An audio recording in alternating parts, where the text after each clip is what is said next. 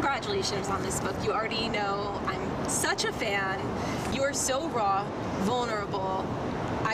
I cry, but you were funny, which was cool.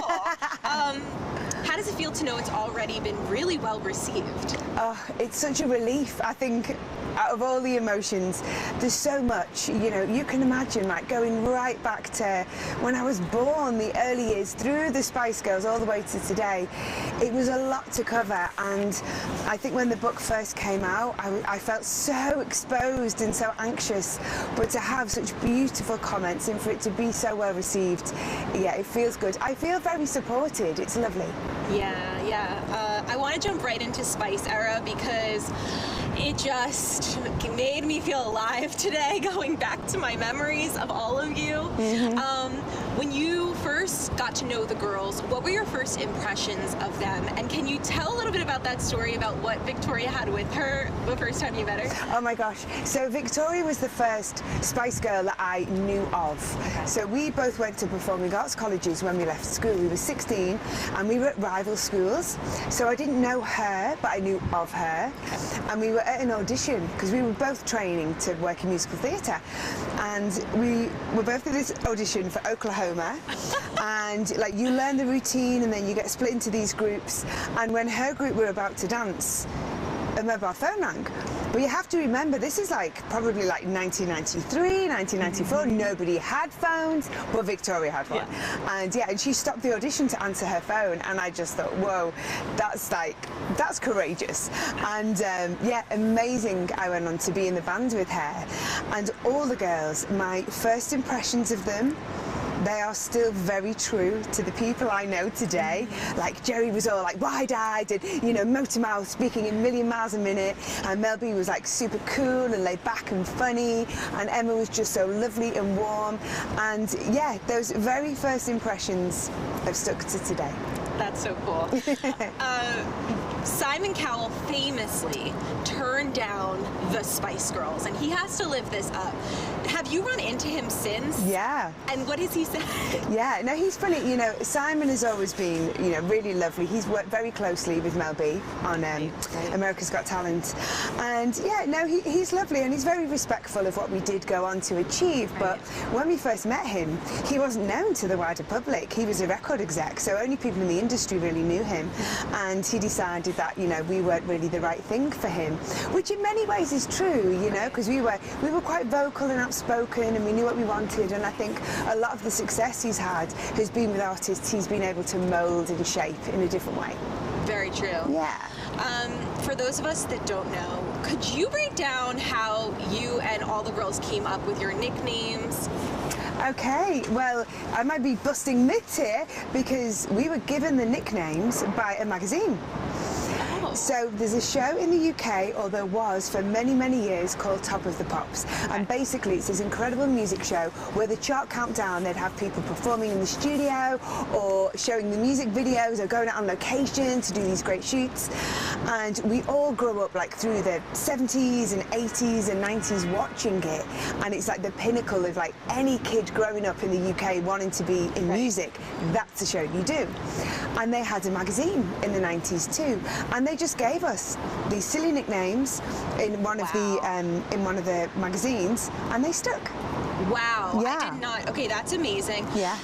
How did you embrace Sporty? Because for me growing up, there were so many women, female artists out there that were doing something a little more feminine, and I don't feel like I had permission to be that kind of sporty girl I was. And I think you did that for a lot of young girls. So what was it like for you to be the more sporty one, and how did you embrace that? Well, you know, I was always really active as a kid. I did lots of sport, but I also danced. And where I grew up in the northwest of England, and it's predominantly a working class, quite an industrial part of the country. And all the kids on the street in the 80s wore sportswear. You know, it was kind of the uniform. That's just what we wore when we were not, because a lot of us wear school uniforms, right? I know that in the US it's quite different. Yeah. But in England you got your school uniform, then you got your after school clothes, and it was always a tracksuit. And I just continued to wear that. So kind of being active and wearing my, you know, Adidas or Nike or Kappa or LS, whatever it was, yeah, that was my nickname. And I think we all love our nicknames because they just represent who we are. We became caricatures of those people for a time, but that's kind of never stopped now. I think we all really embrace who we are. Yeah, absolutely. Yeah. Was it hard for you though? Because I would imagine it would be hard in a group, you know, Posh is like, she's wearing the mini dresses, Ginger, I don't know, it was all a little more feminine.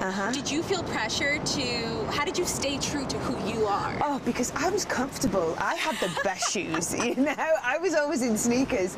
And the wonderful thing is, you know, even though we played up to those roles, they were very true to who we were and who we are. So I never wanted to be trussed up in a tight little dress with high heels on. I've got my heels on today. But, you know, I love mixing it up now. But really, I'm most comfortable in sportswear. Literally and figuratively. The fashion was iconic. The tracksuit became your staple. Yeah. Was it cool for you to see how the Spice Girls encouraged so many other women's fashion sense? Yeah. What I love, you know, and myself and all the Spice Girls were so proud because we really celebrated our individuality, but we were unified, and that was our power. That was our superpower, really. And I think that's why it just appealed to so many different people in different communities. You know, we can all really be different, but come together and support each other. That's so true. Okay, royals. We all remember Ginger's bum pat moment with the now King, Charles. But you had a little cheeky moment here. Well, I'm being good. I'm wiping the lippy off his face. I'm doing him a favour. And it's so funny because in the book, it talks about like the little roles that we all had. Because you know, it was like with a group of friends, you have this dynamic. And, you know, we'd go in and there'd be chaos caused and a mess made. And I'd be apologising. Me and Emma would be apologising and tidying up. And that's like me, tidying up Prince King Charles's face. Well, that was very kind of you, and now he is the king. Yeah. You also got to spend a lot of time, or not a lot of time, you spent some time with Harry on that trip. It was right after his mother passed. Yeah. Did you get to chat then, and are you surprised about the direction he's gone in the royals? You know, it was a really sensitive time. Yeah. Obviously, Harry was very young, and both the princes losing their mum in that way at that time was, you know, it was tough to know how to approach everything. And you know, we felt good about being there and just being a distraction and being fun. And you know, obviously he was accompanying his dad on that trip, the same trip where we met Nelson Mandela.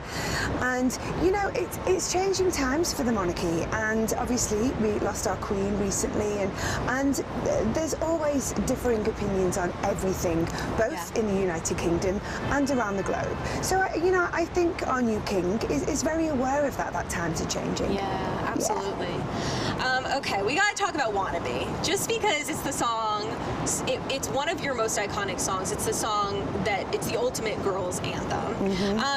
Can you talk a little bit about what you remember about writing it, getting in the studio, recording it? Yeah, so this song, we didn't even know whether it would see the light of day because it was so thrown together and such like, we were a bundle of energy and we would work in this studio in London and I think we wrote it in like 15, 20 minutes. That's crazy. And yeah, the songwriters we were working with were, you know, really encouraged us to just be free and just be ourselves and really communicate the energy we had, you know, just as 5 girls like messing about and entering this new exciting world. And that's how Wannabe came about. And then as soon as they produced it and turned it into a song, you know, turned this like mayhem into a song, we were like, that has to be our first single because it just captured who we were. It so did. Yeah. There's still one mystery about this song that you won't tell us what the true meaning of, I keep messing it up, but zigzag. I know it. You know why? Because I always said zigzag. I don't know why. Zigzag. Zigzag. I can't say myself now. Well, you know what? If you want to know the true meaning behind that, you have to buy the book. Ooh, she's teasing us. I've lifted the veil in the book. I would love to know. Your daughter is of age now that she probably knows her mom is a Spice Girl and all of that. Does she like listening to these songs? Does she know Wannabe? Oh my goodness, my daughter would never be seen listening to Spice Girls. You know, don't get me wrong, 2019 we did the stadium shows in the UK and Ireland. She was very, very proud of her mum. Fast forward to 2022 and she's 13. So yeah, she's not really listening to Spice Girls. That's not on her radar. But I think she'll appreciate it more when she gets a bit older. Okay. You know, you are very vulnerable in this book. It's fun, but you also talk about really hard times of fame. And you talk about something that I think so many of us can relate to, which is body image. And can you talk a little bit about what it was like for you to be so famous and for people to be commenting on your body and how that led you into this eating disorder? Yeah, you know, I had been around people and an environment which was very body conscious. You know, I grew up dancing. I did classical ballet. I went to a performing arts college where dance was the main thing that we did, and there was an aesthetic that was aspired to then for people and for dancers, and we would often be told if we needed to lose weight or change something about our appearance, but it didn't really affect me until I was in the band and certain comments were made, and I was reading a lot about myself, being criticised a lot. And you know, sadly, I think that isn't just reserved for people in the public eye anymore. You know, we are all out there on social media, and everybody has an opinion. So I think it's really, really difficult to not be affected by other people's opinions. It wasn't just you either, Victoria as well. In that you know, you talk about the moment in the pool. Did you feel less alone that you had each other? I always feel really grateful that I was in a band, because I look at solo artists and I just think, wow, you really haven't got anyone who's sharing that experience, because you can have people very close to you, people you work with or your family members, but unless you're, you know, really going through that thing, it's tough. And you know, even us girls, we experience the same thing together, but in very different ways. So I do feel lucky we had each other, but even still, you're going through it alone. It's true. It's really, really hard. Okay, Spice reunion. You guys got together 2019, which was amazing to see. You stand firm that the Spice Girls have never broken up. So do you guys all still talk today? Is there a group chat? What is that like? There's many group chats, and we do. I mean, we're always communicating and talking about what's next and how we're going to get back on stage, and you know, we hope and pray, and because we want it to happen, I'm sure we'll make it happen before too long. Yes. And we need Victoria back, which I know you're working on. I'm working on her. You know, the thing is like, what's wonderful now, I think our relationships are better than they've ever been, because we're older, we're wiser, you know, we adore each other. I mean, we drive each other crazy, but you know, we have so much respect for each other, because we wouldn't have the lives and the careers and the memories without each other. You know, it just wouldn't be. So we give each other the space now. So as much as we'd love Victoria to come on stage with us, we don't want her to feel like she's under any pressure. Right. Although she is. Victoria, are you watching Access Hollywood? Because we need you back, girl. We need Posh. In the book, you said Mel B and Jerry were the ones that were more vocal. They had a lot of opinions, even a little bossy at times, which I relate to because I can be very bossy. But you also credit them for making the group as famous as it became. Yeah, totally. You know, that's the thing with the band. This is where the respect comes in as well, because we know without each other, it wouldn't have been what it was. You know, you couldn't have had it all screaming and guns blazing, you know, and you couldn't have had it all. I'm quite low-key, I'm quite quiet, and, you know, I don't like to cause a fuss. So you needed all of those elements to make it work. It's true. Okay, Spice World 25. You just announced this today. Yes. I cannot wait. I'm timing my phone to it. I'm ordering it. It's all happening. What can you tell us about this project? How did you guys work together on this? If you did in any capacity, what can you share? Yeah, so this is an album to celebrate Spice World. It's 25 years since the album and the movie were released. So we did a similar thing last year with Spice. And that one was incredible because we had so much. It was our first album, the debut album. So there was lots of songs that didn't make the record and lots of like demos and unreleased things. Of course, cut to Spice World, and we were making a movie at the same time as a record. So there wasn't as much of a wealth of things to kind of choose from.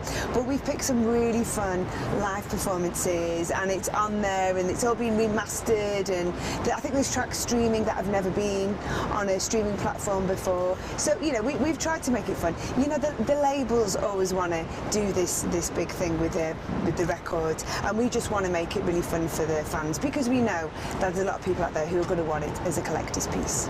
Yeah, there are, including myself. I'd love to wrap up with just asking you how, you and I were talking off camera about how this book, a lot of people have shared how they've connected with the book, with you throughout this press journey. What, for you, has this book, what is the greatest gift this book has given you? Well, I avoided writing a memoir for many, many years because I had an image in my mind of it being, you know, provocative and tabloidy and, you know, slagging people off and settling scores and all of that. And I never wanted to do that. And I met a publisher that said, look, it's your book. It can be whatever you want it to be. And I just thought, you know what? The story of the Spice Girls is incredible. I wanted to be very descriptive. I wanted people to feel like they were there behind the scenes in those iconic moments. But also, I have had my struggles.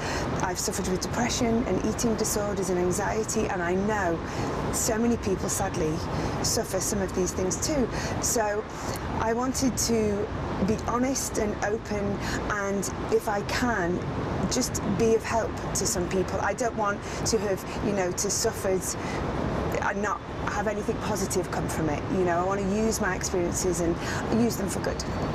I think you have. I think you always, when you do, you give people the permission to feel their own feelings, right? Yeah, and this, you know, we were talking about that. So many people identify with different moments in the book and in the story, and I just think as humans, sometimes when we're feeling something, we feel very alone and like we're the only one, and it's like just to read that somebody else has gone through that too, it's just comfort. It's a source of comfort, isn't it? Yeah.